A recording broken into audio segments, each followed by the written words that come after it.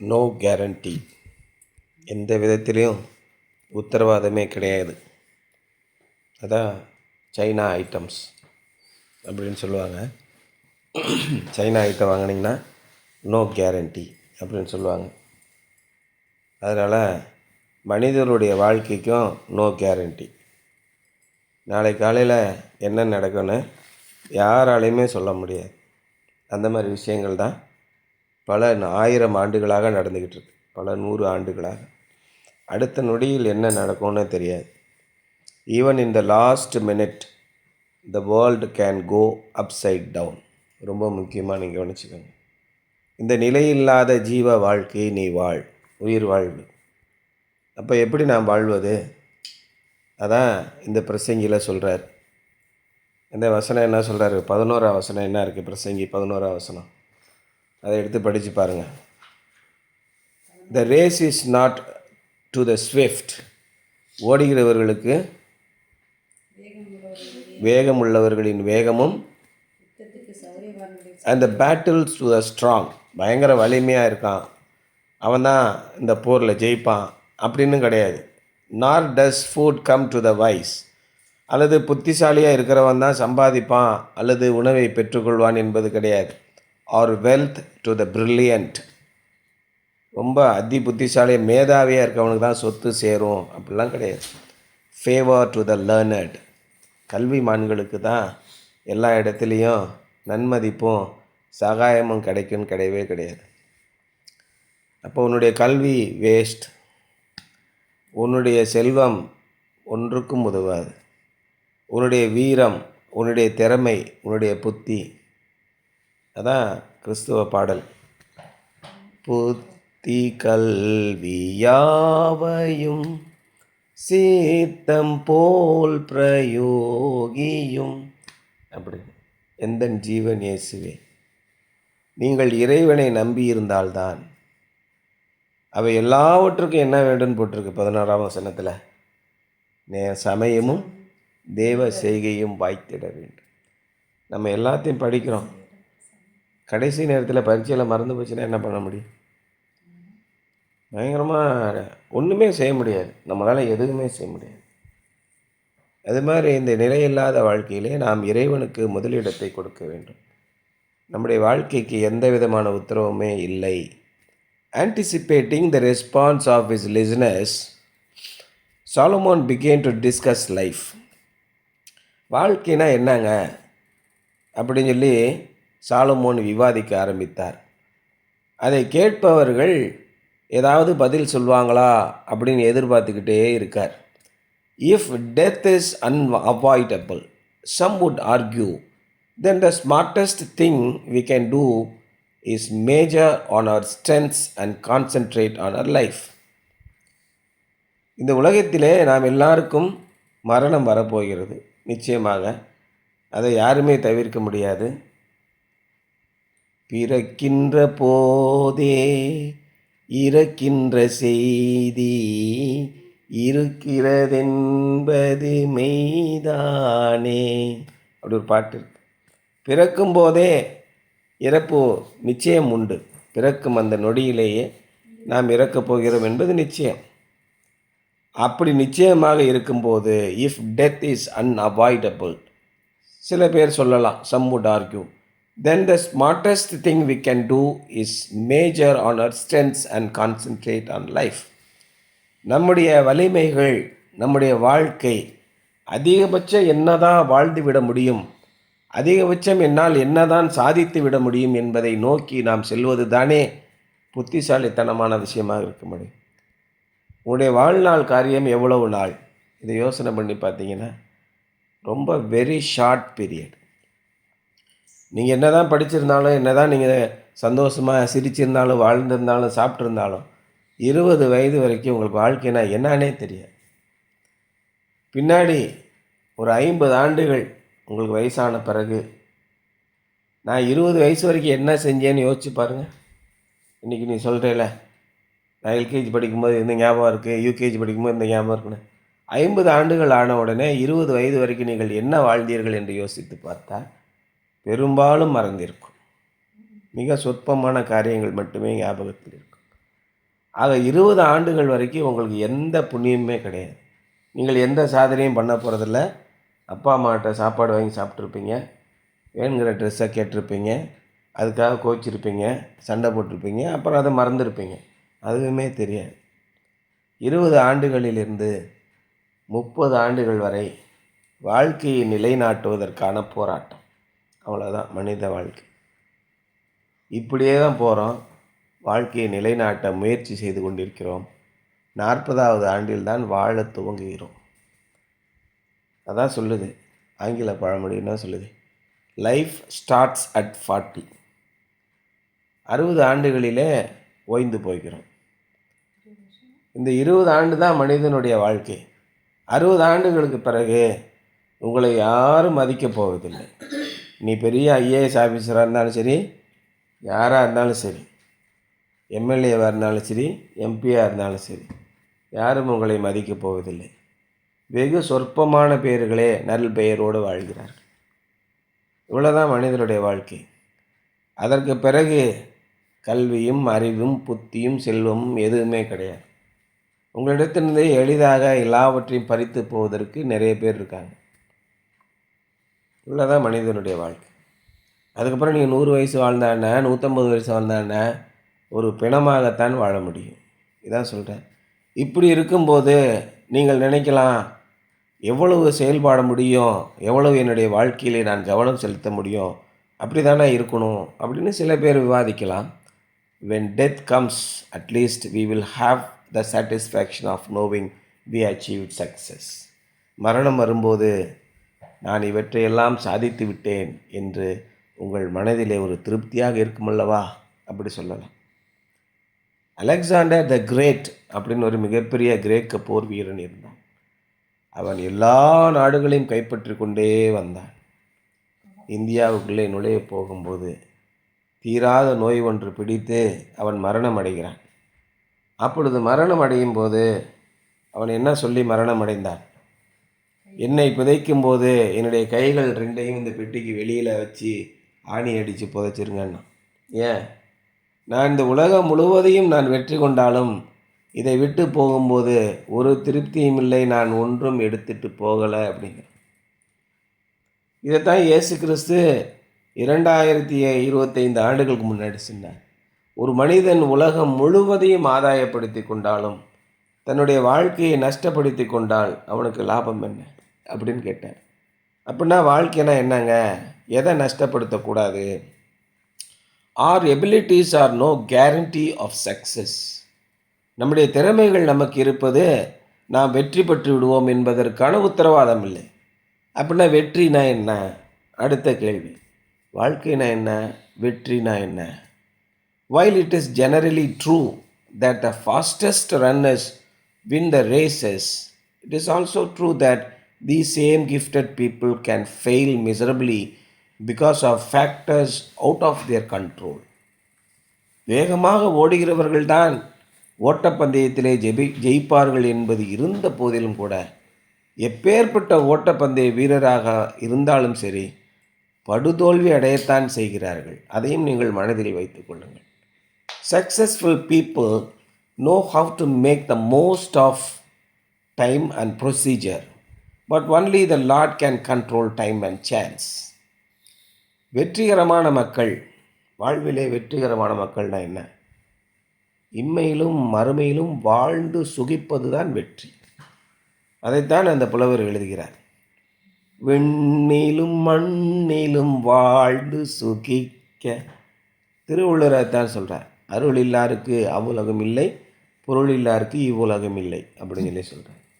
அப்போ இறைவனால் ஆசீர்வதிக்கப்பட்டவர்கள் எதை சொல்கிறாரு? பிரசங்கியில் போய் பார்த்தீங்கன்னா சொல்கிறாரு, ஒரு மனிதனுக்கு கோடான கோடி ரூபாய் சொத்து இருந்தாலும் அதை அனுபவிக்கும்படி அவனுக்கு அருள்வது தேவனுடைய கிருபை. இந்த உலகத்திலே நீங்கள் அடைவது என்னென்னா, நல்லா சாப்பிட்டு நிம்மதியாக தூங்குறத தவிர ஒரு புண்ணியம் இல்லை சொல்கிறார். But only Lord can control time and chance. அதுக்கு தான் பகடை காய் போடுறாங்க. சீட்டு போடுவது மனிதர்களுக்குள்ளே சிக்கலை அறுத்து ஒரு முடிவுக்கு கொண்டு வரும் அப்படின்னு நீதிமொழிகளில் இருக்குது. அது எப்படி நிகழ்தகவு 2 விழுகுமா 3 விழுமா எப்படி தெரியும்? That is called the chance. அந்த சான்ஸ் கொடுக்குறது யார்? It is only God. நம்ம நினச்சிக்கிறோம் எல்லாம் செஞ்சிட்டோம், நம்ம வெற்றி அடைந்து விடுவோம், அல்லது எதுவுமே செய்யவில்லை தோல்வி அடைந்து விடுவோம். இதில் எதுவுமே உண்மை கிடையாது. இறைவன் என்ன நினைக்கிறாரோ அது மட்டும்தான் நடக்கும். அதான் சாலமோன் சொல்கிறார், ஒன்றை மட்டும் நான் தெரிகிறேன், இறைவன் என்ன நினைக்கிறாரோ அது மட்டும்தான் அந்த உலகத்திலே நடக்குது. உலகத்தில் இருக்கிற பெட்ரோலிய நாடுகளை எல்லாம் பிடிச்சிட்டா நான் நம்பர் 1 ஆகிடுவேன்னு ஒருத்தன் போய்கிட்டு இருக்கான். இன்னொருத்தன் என்ன பண்ணுறான், பெட்ரோல் வேணாம் ஒன்றும் வேணாம், நான் பேட்டரியை வச்சே வண்டியை ஓட்டிக்கிறேன்னு சொல்லிட்டு சீனாக்காரன் ஃப்ளைட்லேருந்து ஸ்கூட்டர்லேருந்து கார்லேருந்து லாரிலேருந்து எல்லாம் பேட்டரியில் ஓடுது. இன்னும் 5 ஆண்டுகள் கழித்து பெட்ரோலும் தேவையில்லை, ஒரு விளக்கெண்ணையும் தேவையில்லைன்ட்டு போயிடுவோம். அப்போ பெட்ரோல் இருந்தான்னா இல்லாட்டான்னா? அப்போ உலகத்தின் வாழ்க்கையை, உலகத்தின் போக்கை மாற்றுவது யார்? அடுத்து ஒன்று வரப்போகுது, அட்டாமிக் பேட்ரிஸ். ஒரு சின்ன அட்டாமிக் ரியாக்டர் இருக்கும், ஒரு வீட்டுக்கு ஒரு பேட்ரி கொடுப்பாங்க. அந்த பேட்டரியிலேருந்து 50 இயர்ஸ்க்கு தேவையான பவர் வந்துக்கிட்டு இருக்கும். 100 ஏசிஸ் போட்டாலும் ஓடிக்கிட்டு இருக்கும். அதான் இப்போ ஓடிக்கிட்டு இருக்கு. அது எப்போ கண்டுபிடிச்சாங்க? 50-60 ஆண்டுகள் ஆயிடுச்சு, யாருக்குமே தெரியாது. வாயேஜர் 1ன்னு இருக்கா? வாயேஜர் 1 எப்படி போகுது? Only with the help of atomic battery. நிறைய பேருக்கு தெரியாது. இந்த இன்வெர்டர் ஏசி ஓடுதில் கம்மியான வாட்டேஜ் எடுத்து, இது கண்டுபிடிச்சதே சேட்டலைட்டுக்காக கண்டுபிடிச்சது தான். சேட்டலைட்டுக்கிற கூலிங் சிஸ்டம் இன்வெர்டர் டெக்னாலஜியில் தான் ஓடிக்கிட்டு இருக்கு. கம்மியான வாட்டேஜில் அந்த டோட்டல் சிஸ்டத்தையும் கூலிங்காக வச்சுக்கணும். கண்டுபிடிச்ச பிறகு 40 ஆண்டுகள் கழிச்சு தான் வெளியில் கமர்ஷியலாகவே வெளியிட்டோம். அதுமாதிரி இப்போ நிறைய டெக்னாலஜிகள் இருக்குது. இதெல்லாம் எப்படி வெளியில் தெரியும்? இதெல்லாம் கண்டுபிடிச்ச விஞ்ஞானி பேர் பெறாமே செத்துப்பிட்டானே. வெற்றி பெறுவதற்கு மனிதனுடைய ஞானமும் போதாது. எதிர்காலத்தில் என்ன நடக்கும்? த சான்ஸ் அது யாருக்கு கிடைக்கும்? இறைவனுக்கு தான் தெரியும். Of course Christians don't depend on luck or chance because their confidence is in the loving providence of God. நீங்கள் சொல்கிறது கரெக்டு தான். உள்ளபடி கிறிஸ்தவர்கள் யாரும் லக் அதிர்ஷ்டத்தையோ அல்லது சான்ஸ் வாய்ப்பு கிடைக்கும் என்றோ யாரும் எதிர்பார்த்து காத்திருப்பதில்லை. அவருடைய ஒரே நம்பிக்கை அன்பை தருகிற நம்முடைய இறைவன் தான். ஆண்டவரே, உம்முடைய சித்தம் என்னவாக இருந்தாலும் என்னுடைய வாழ்க்கையிலே நடக்கட்டும். உம் சித்தம் தேவா நடப்பியும், நான் ஓர் மண் பாண்டம் உம் கையிலும். என்னுடைய வாழ்க்கையை நான் முற்றிலுமாக புத்தி கல்வி யாவையும் சித்தம் போல் பிரயோகியும். அதான் நம்ம அப்படி சொல்கிறோம். நான் படிப்பேன், உழைப்பேன், எனக்கு படிப்பை தாங்க. நான் எடுக்கிற முயற்சியில் எனக்கு ஆசீர்வாதத்தை தாங்க. நம்முடைய பைபிளில் எங்கேயுமே எனக்கு செல்வத்தை கொடு, எனக்கு சுகத்தை கொடு, எனக்கு மாட மாளிகைகளை கொடு, எனக்கு அவனை ஆளும் அதிகாரத்தை கொடு அப்படின்னு யாருமே கேட்கல. இறைவன் அப்படி தருவேன் என்று எங்கேயுமே சொல்லலை. உன்னுடைய கைகளின் பிரயாசத்தை நான் வாய்க்க பண்ணுவேன்னு ஒரு ஆசீர்வாதத்தை கொடுத்துருக்கேன். மனிதர்கள் முயற்சி செய்து இறைவனை அண்டி அவரோடு சேர்ந்து நாம் உயர வேண்டும் என்பதுதான் நம்முடைய வாழ்க்கையின் அமைப்பு. இறைவன் இல்லாத வாழ்க்கை நிச்சயமாக வாழ முடியாது. எந்த உத்தரவாதமும் கிடையாது, எந்த நம்பிக்கையும் கிடையாது. Christians trust God to guide them and help them in making decisions, and they believe that His will is best. கிறிஸ்தவர்களாகிய நாம் என்ன நினைக்கிறோம்? நான் முடிவுகளை எடுக்கும்போது ஆண்டவரோடு சேர்ந்து அவருடைய உதவியை கொண்டு நாம் முடிவுகளை எடுக்க வேண்டும். என்ன படிக்க வேண்டும், எப்படி படிக்க வேண்டும், எங்கே படிக்க வேண்டும், எல்லாவற்றுமே அவருடைய சித்தம். And they believe that His will is best. இறைவன் எனக்காக என்ன நினைத்திருக்கிறாரோ, என்ன செய்ய பிரியப்படுகிறாரோ, தட் இஸ் வில். இறைவனின் சித்தம் என்னுடைய வாழ்க்கையில் நடைபெறட்டும். என்ன சித்தம்? ஒரு சித்தமும் கிடையாது, முத்தமும் கிடையாது. இறைவன் என்னுடைய வாழ்க்கையிலே என்ன செய்ய வேண்டும் என்று விரும்பி இருக்கிறாரோ, அவருடைய விருப்பம் என்னமோ, தட் இஸ் ஹிஸ் வில். அது நடக்கட்டும். ஆண்டவரே, நான் எப்படி வாழணும்னு நீங்கள் நினைக்கிறீங்க? அதுபடி நான் வாழ்கிறேன். இதுதான் கிறிஸ்தவ வாழ்க்கை. They leave time and chance in his capable hands.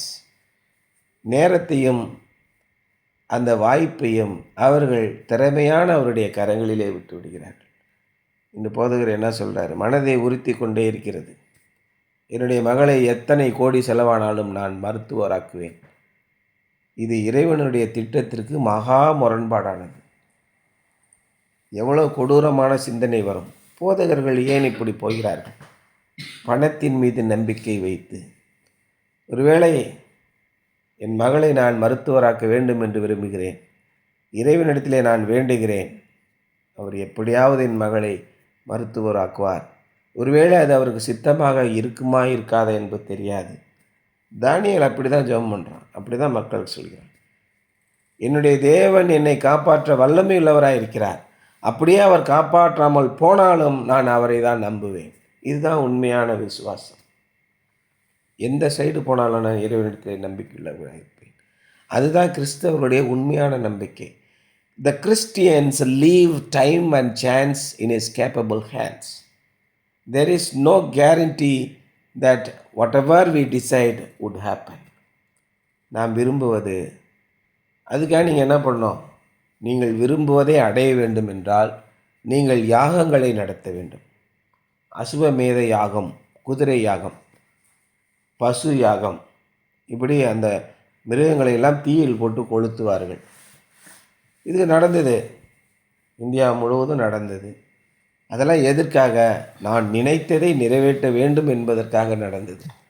அது கிறிஸ்தவமே அல்ல. இறைவன் என்ன நினைக்கிறாரோ அது நடக்கட்டும் என்பதுதான் கிறிஸ்தவம். ஏன்னா நம்முடைய வாழ்க்கையில் எந்த உத்தரவாதமும் இல்லை. Something to ponder. How can you better leave time and chance completely in God's hand? இன்று இருப்பதை விட இன்னும் அதிகமாக, இன்னும் நன்றாக நீங்கள் எப்படி நேரத்தையும் வாய்ப்பையும் இறைவனுடைய கரங்களிலே ஒப்புவிக்க முடியும்? யோசிச்சு பாருங்கள். உங்களுடைய படிப்பு, நீங்கள் ஒரு சாப்டர் படிக்கிறீங்கன்னா ஆண்டவர்கிட்ட பேசிக்கிட்டே படிங்க.